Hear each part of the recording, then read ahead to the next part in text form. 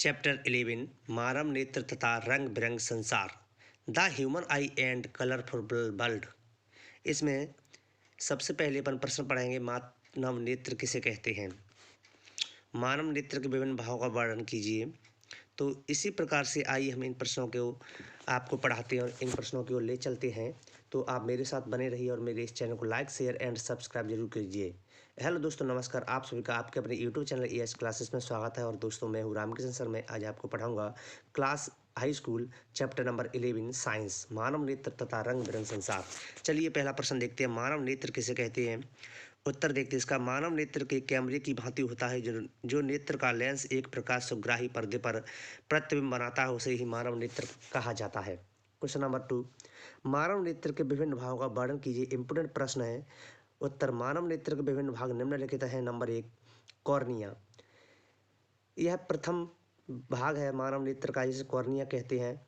इसे स्वच्छ मंडल भी कहा जाता है। यह पारदर्शी झिल्ली होती है जिसमें प्रकाश नेत्र में प्रवेश करता है। नेत्र में प्रवेश करने वाली अधिकांश प्रकाश किरणों का अपवर्तन कॉर्निया के बाहरी पृष्ठ पर हो जाता है।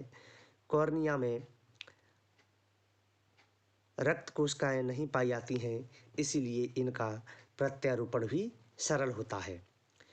कॉर्निया होता है, कॉर्निया में किसी प्रकार की ब्लड सेल ना पाए जाने के कारण इसका प्रत्यारोपण भी बहुत अधिक सरल होता है। इसके बाद इसका दूसरा पॉइंट है जल द्रव। कॉर्निया के पीछे एक छोटा कोष्ठ होता है। किसके पीछे? कॉर्निया के पीछे, जिसमें पारदर्शी द्रव भरा होता है, जिसे ही जल द्रव कहते हैं। नंबर 3, कच्छाव द्रव। लेंस के पीछे एक बड़ा कोष्ठ होता है जिसे विट्रस चैम्बर कहते हैं, जिसमें कच्छाव द्रव भरा होता है। यदि यह द्रव बाहर निकल जाए तब मानव को दिखाई नहीं देता है। Number 4, iris. इसे परतारिका या आइरिस कहते हैं। इसके बीच में एक छोटा सा छिद्र क्षेत्र होता है जिसे प्यूपिल या पुतली कहते हैं। जब आंख पर अधिक प्रकाश पड़ता है तब पुतली छोटी हो जाती है। जब सामान्य प्रकाश पड़ता है तब यह पुतली सामान्य रूप में रहती है। आइरिस है। आइरिस कहाँ पे पाया जाता है? इसे परतारिका भी कहते हैं।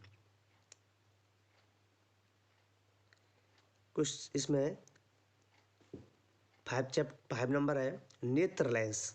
यह लेंस सीलियरी मांसपेशियों की सहायता से लटका रहता है। यह क्रिस्टलीय तथा पारदर्शी होता है।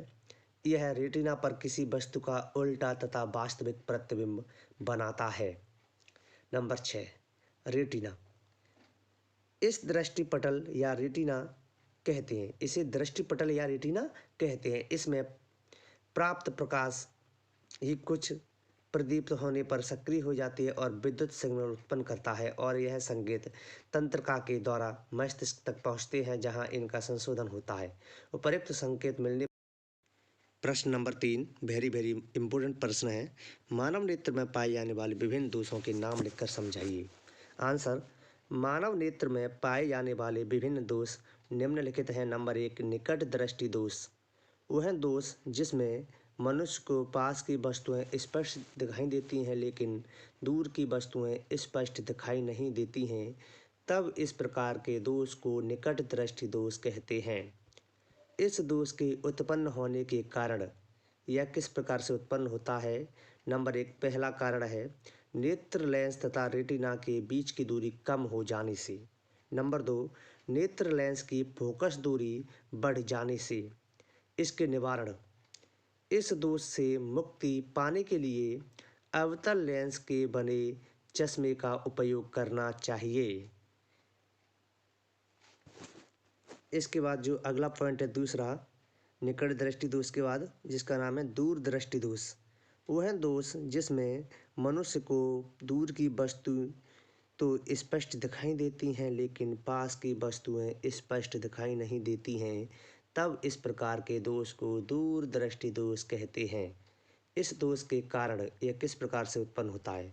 नेत्र गोलक का छोटा हो जाना, अभिनेत्र लेंस की फोकस दूरी अधिक हो जाने से दूर दृष्टि दोष उत्पन्न हो जाता है।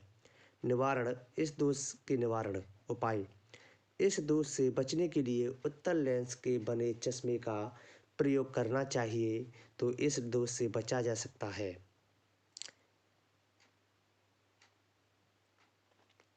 इसके बाद चश्मे में ऊपरी भाग पर अवतल लेंस से दूर की वस्तुओं को देखने के लिए तथा निचले भाग पर उत्तल लेंस जो कि वस्तुओं को देखने के लिए प्रयोग होता है, पास की वस्तुओं को। दृष्टि वैषम्य दोष, इस प्रकार के दोष से पीड़ित व्यक्ति को क्षैतिज ऊर्ध्वाधर वस्तु स्पष्ट दिखाई नहीं देती है। ऐसे व्यक्ति के लिए बेलनाकार लेंस का उपयोग करना चाहिए।